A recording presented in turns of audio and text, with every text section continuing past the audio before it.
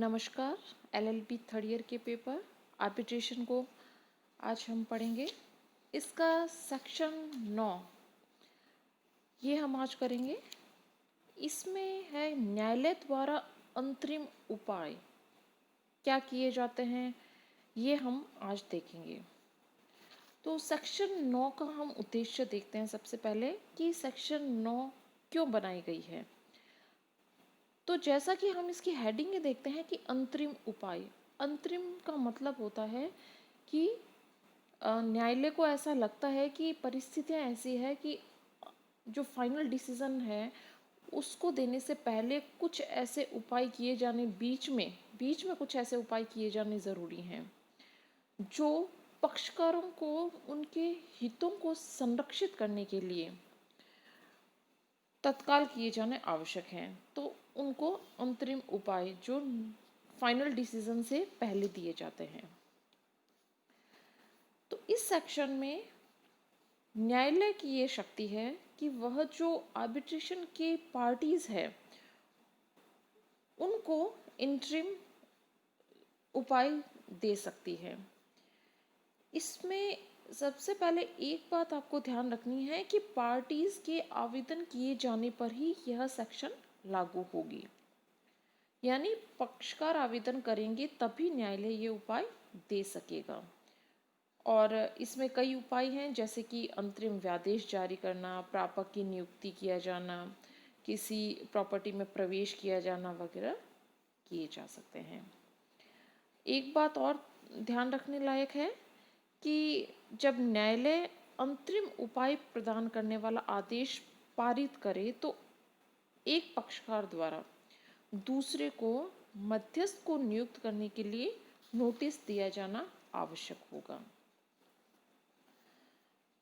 Arbitration के section 17 में भी अंतरिम अनुतोष प्रदान करने की शक्ति दी गई है। तो हम यहाँ सेक्शन 9 और सेक्शन 17 की तुलना करके देखते हैं। सेक्शन 9 में तो यह शक्ति न्यायालय को दी गई है और सेक्शन 17 में अंतरिम अनुतोष प्रदान करने की शक्ति मध्यस्थ अधिकरण को दी गई है। सेक्शन 9 में जो न्यायालय को शक्ति दी गई है वह जो मध्यस्थम कार्रवाई है उस कार्रवाई के पहले, उसके दौरान और उसके बाद में भी किसी भी समय न्यायालय ऐसा अंतरिम आदेश दे सकता है। लेकिन सेक्शन 17 में जो है मध्यस्थम अधिकरण, वह सिर्फ मध्यस्थम कार्यवाही चालू रहने के दौरान ही ऐसा अंतरिम अनुतोष प्रदान कर सकता है। और यह न्यायालय की एक विवेकीय शक्ति है कि वह कैसा उपाय प्रदान करे और किस स्तर तक प्रदान करें। लेकिन न्यायालय यह स्वयं प्रदान नहीं कर सकती, ये ध्यान देने लायक बात है। तो इसमें हम देखते हैं कि न्यायालय की जो अंतरिम उपाय करने की शक्ति है जैसा कि मैं पहले ही बता चुकी सेक्शन 17 के तुलना के साथ में, कि यह मध्यस्थम कार्रवाई के पहले, मध्यस्थम कार्रवाई के दौरान या उसके बाद में भी, यानी कि जो अवार्ड है अवार्ड दिए जाने के बाद में भी दिया जा सकता है। लेकिन जो अवार्ड को इन्फोर्स किया जाता है उससे पहले न्यायालय को यह आदेश दिया जाना होगा। अवार्ड के इन्फोर्समेंट किए जाने के बाद नहीं कर सकते हैं।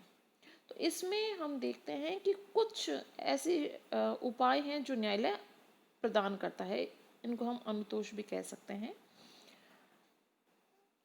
जैसे फर्स्ट नंबर हम देखते हैं कि जो मध्यस्थम कार्रवाइयाँ हैं उनके अगर पक्षकार कोई अवयस्क या विकृत चित्त हैं तो उनके लिए संरक्षक नियुक्त किया जा सकता है। नेक्स्ट हम देखते हैं कि कई माल वगैरह के संबंध में कई उपाय न्यायालय कर सकता है। तो उसमें हम देखते हैं कि यदि कोई माल है जो कि मध्यस्थम करार की विषय वस्तु है, उसके परिरक्षण के लिए, उसकी सुरक्षा के लिए, उसकी अंतरिम अभिरक्षा के लिए या फिर उसके बेचने के संबंध में न्यायालय आदेश दे सकता है। नेक्स्ट हम देखते हैं कि मध्यस्थम में अगर कोई विवादास्पद धनराशि है, उसको प्राप्त करने के लिए भी न्यायालय अंतरिम आदेश दे सकता है। अगर मध्यस्थम की विषय वस्तु कोई विवादित विषय वस्तु है, अगर उसमें या कोई विवादित संपत्ति है, तो उसमें उसको निरोध करने का, उसको परिरक्षण करने का, और अगर कोई उसके संबंध में कोई पक्षकार के कब्जे की कोई भूमि है, भवन है, तो उसमें प्रवेश करने के लिए या उसमें कोई नमूना प्राप्त करने के लिए, कोई एक्सपेरिमेंट कराए जाने के लिए, जिससे कि मामले के संबंध में सभी सूचनाएं प्राप्त हो सके या हमें एविडेंस प्राप्त हो सके, साक्ष्य प्राप्त हो सके, उसके लिए उन विवादास्पद संपत्ति में प्रवेश करने आदि का न्यायालय आदेश दे सकता है। नेक्स्ट हम देखते हैं कि न्यायालय अंतरिम व्यादेश जारी करने का भी आदेश सकता है। अंतरिम व्यादेश हम पढ़ेंगे सीपीसी की सीपीसी 1908 के जो ऑर्डर 39 है, उसमें अंतरिम व्यादेश दिया गया है। तो थोड़ा सा मैं अंतरिम व्यादेश के संबंध में कहना चाहूँगी कि अंतरिम व्यादेश न्यायालय कब जारी करेगा। वह 3 परिस्थितियाँ होती हैं। जब न्यायालय को लगता है कि कोई ऐसी क्षति या हानि होने की संभावना है कि बाद में उसकी पूर्ति नहीं हो पाएगी, या मामला प्रथम दृष्टया प्रार्थी के पक्ष में है, या सुविधा का संतुलन प्रार्थी के पक्ष में है। ये 3 परिस्थितियां होने पर न्यायालय अंतरिम व्यादेश दे सकता है। फिर हम देखते हैं कि न्यायालय रिसीवर यानी प्रापक की नियुक्ति के लिए भी आदेश दे सकता है। ये है सीपीसी 1908 के ऑर्डर 40 में दिया गया है। अब हम देखते हैं कि अगर कोई ऐसी परिस्थिति है कि जो ऊपर सेक्शन में दिए गए हैं वो सभी उपाय नहीं काम कर रहे हैं और अन्य कोई उपाय किया जाना है, तो उसके संबंध में एक सब क्लोज दिया गया है इस सेक्शन में कि अगर न्यायालय को उस परिस्थितियों में कोई भी उचित लगे, न्यायोचित और सुविधाजनक प्रतीत होने वाला ऐसा अन्य कोई भी उपाय जो न्यायालय को लगे ये ठीक होगा इस मामले में, तो न्यायालय उस संबंध में भी आदेश दे सकता है।